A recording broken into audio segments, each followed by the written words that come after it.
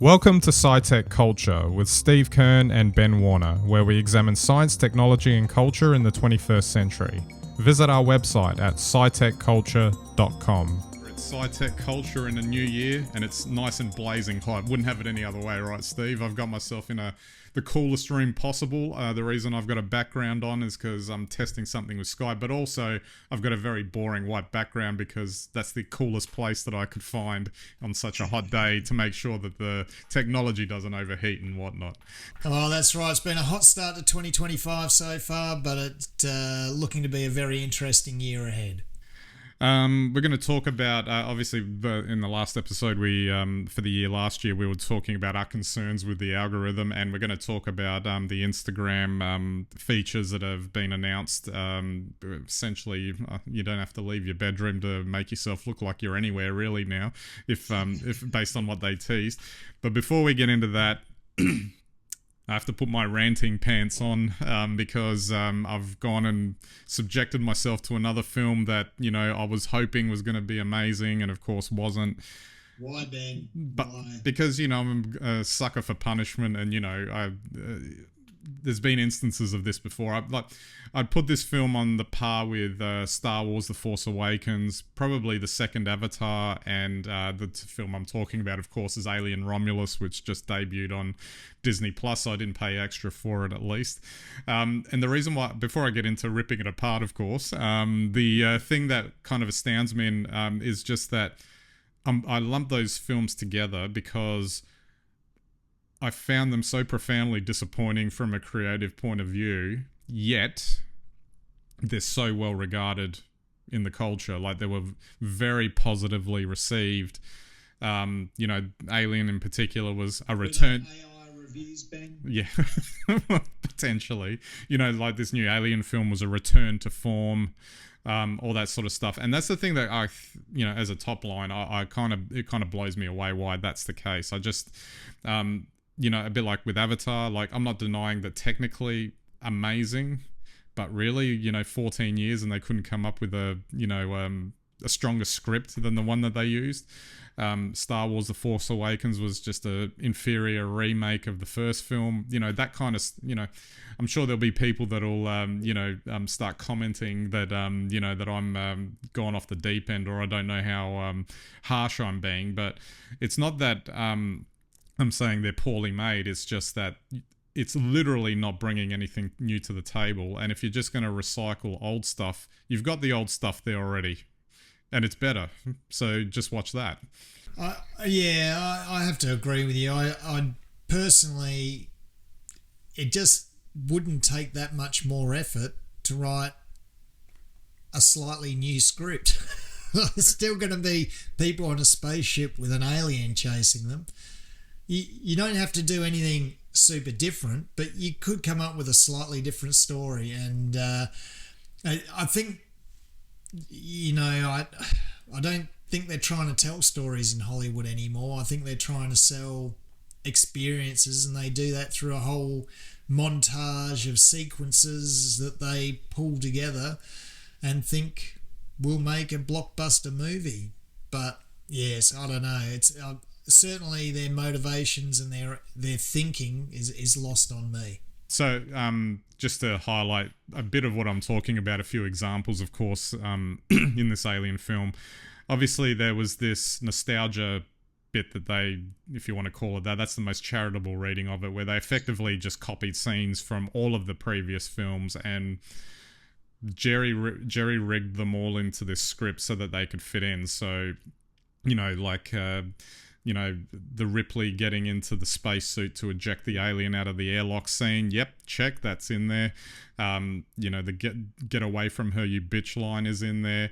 The restaging of the Alien 3 iconic shot with the alien breathing down on Sigourney Weaver, but with the new character, check, that's in there. The newborn from Alien Resurrection, check. The black goo from Prometheus, check.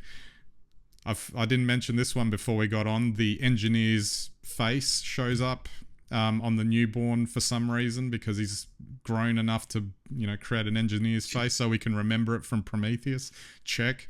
So it felt so. All of that, apart from being, and I won't get to the most egregious thing. I'll get to that in a minute.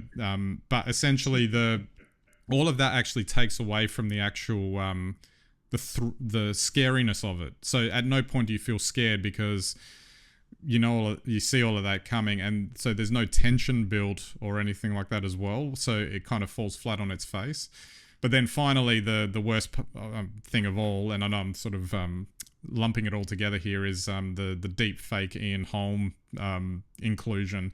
And it's not that it kind of makes sense why that character's there in the story, but the way it was executed, it just did not work at all. And I was just getting angry every time he showed up, because it wasn't just a cameo.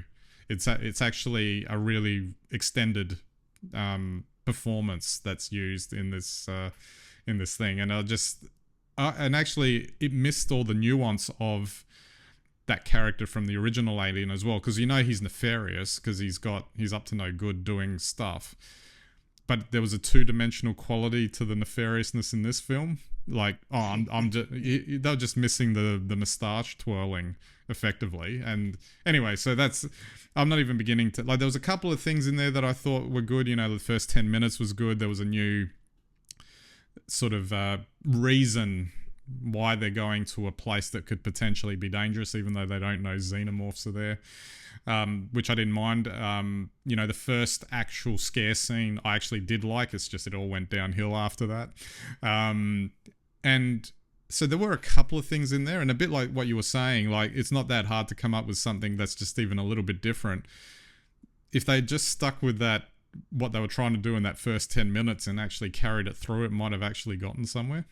Well, I agree, and this probably starts to move into our next topic, but I would have thought personally that you could have got AI to write a better script.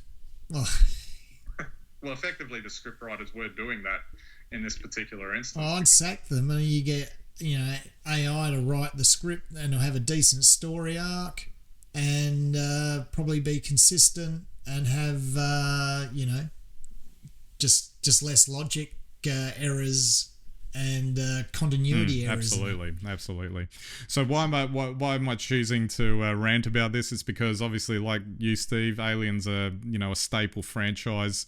Particularly for me growing up, Alien, Star Wars, Star Trek, all these things. I think we've spoken about a lot of these franchises in the past, little while, about how they're, you might as well just check out and just watch the old stuff if you're an original fan anyway, because nothing new is being brought to the table. Do you remember, maybe I should finish on this point, do you remember the time when they would come up with a new film, or they're talking about making a new film, and you got excited because, what are they going to bring to the table to, expand the universe or the lore or whatever? And they almost always, not always successfully, but they almost always did. Well, they had to back then, because if you weren't entertained, you just, you wouldn't go back to see the next film. So it mattered. I think today the offerings are so generic, and the franchises are owned by studios that really just are rehashing them, because they probably realise that rehashing them works better than them trying to write new stuff, which is more hit or miss. Doesn't make a lot of sense, but that's the way they go.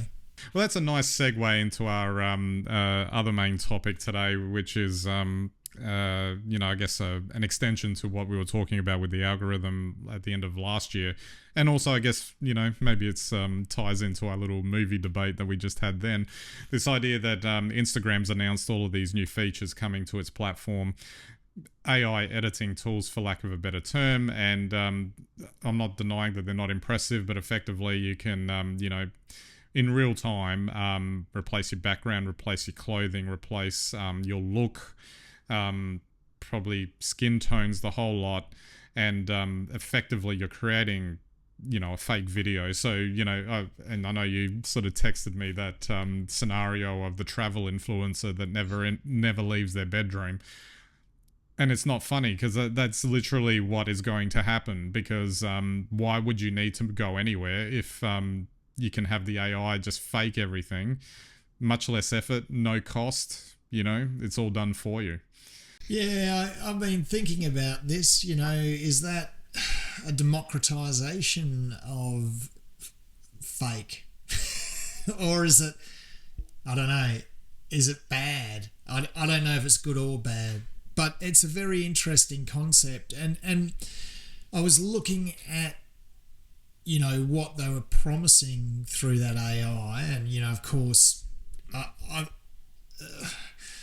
we're doing it now. We're keying in backgrounds for this set, and that's very easily done these days. Once upon a time, that was something that you couldn't even do in real time unless you had a studio or something like that. So it may not be there now, but it's certainly got the potential. And then, of course, turning you into, I don't know, a hand-drawn artifact or a puppet or someone who looks like someone else really is easy enough. If you know the history of video and CGI, then it's going to happen, even if it's not going to happen now. And I'm wondering, to be quite honest, what the purpose of AI is here. I mean, it seems as if, the internet for many things has just been taken over by scammers and sales. And effectively, that seems to be where AI is taking us as well, down that bot sort of path where bots will be able to create these fakes more effectively.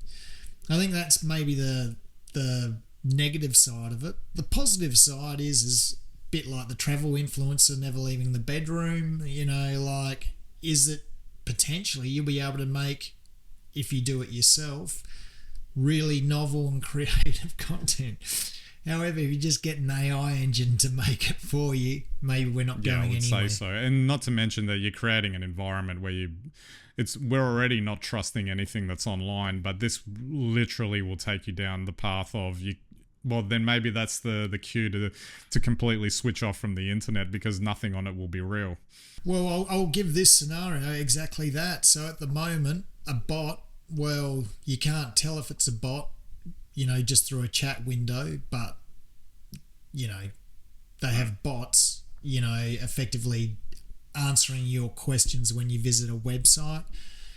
The thing is that a bot would be able to program a fake or an avatar, a lifelike avatar, to exactly the sort of person that you would respond positively to from your data. So they would know from your data that you like a certain person to look a certain way and speak with a certain voice. That's exactly what the bot would serve up, and they'll be selling you a 6-pack of nothing before you know it. Fantastic. That'll be just great.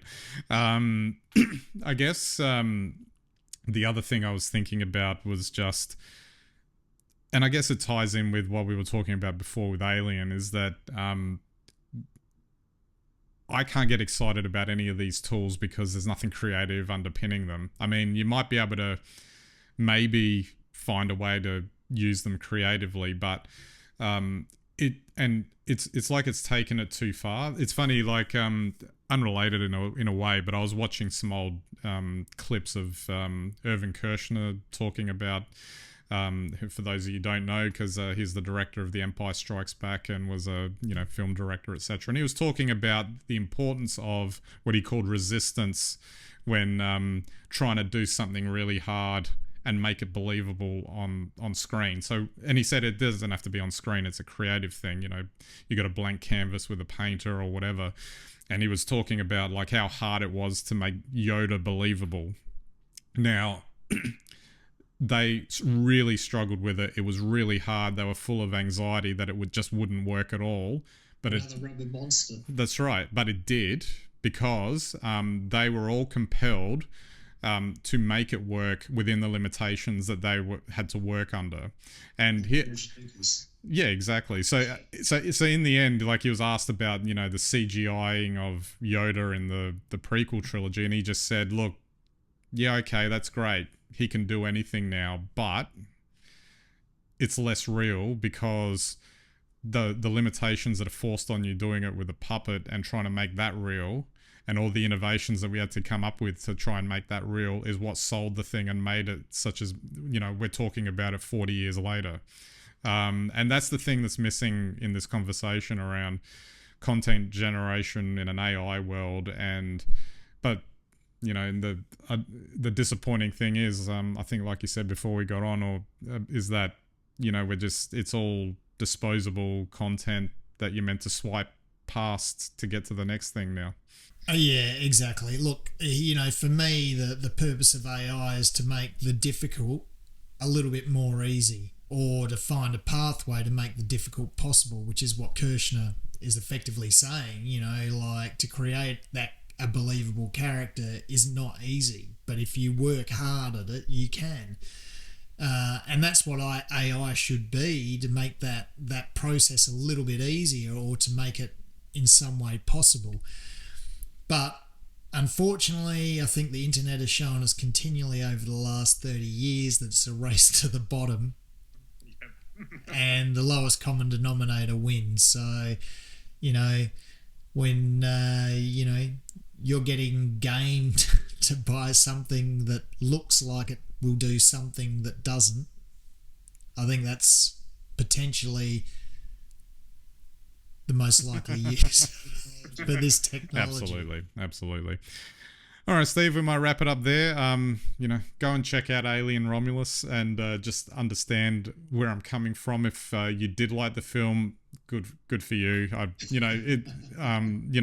envy you in that respect. But not something that I enjoyed. But there'll be plenty of other stuff to watch, I'm sure. Yeah, very good. Well, there are good films out there. If anyone just wants 90 minutes of fun, you go and watch Heretic. Absolutely, on my list as well.